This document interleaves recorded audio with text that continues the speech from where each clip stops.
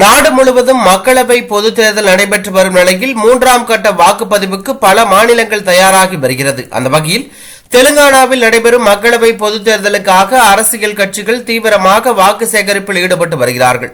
அந்த வகையில் பாஜகவின் மூத்த தலைவரும் மத்திய உள்துறை அமைச்சரான அமித்ஷா கடந்த மே மாதம் 1ஆம் தேதி ஹைதராபாத்தில் நடைபெற்ற தேர்தல் பிரச்சார வாகன பேரணியில் கலந்து கொண்டார்.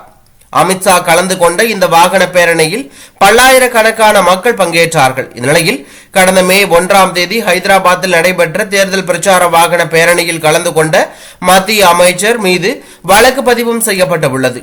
தேர்தல் நடத்தை விதிமுறைகளை மீறிய அவர் கலந்து கொண்ட வாகன பேரணியில் குழந்தைகளை பயன்படுத்தியதாக தெலுங்கானா காவல்துறையினர் வழக்கு பதிவு செய்துள்ளார்கள். இதேபோல தமிழ்நாட்டில் பிரதமர் நரேந்திர மோடி கலந்து கொண்ட கோவை வாகன பேரணியில் குழந்தைகள் கலந்து கொண்டதாக வழக்கு பதிவு செய்யப்பட்டுள்ளது என்பது குறிப்பிடத்தக்கது. இந்நிலையில் அமித்ஷா கைது செய்யப்படக்கூட வாய்ப்புள்ளதாக தகவல் வெளியாகி பரபரப்பை ஏற்படுத்தியுள்ளது.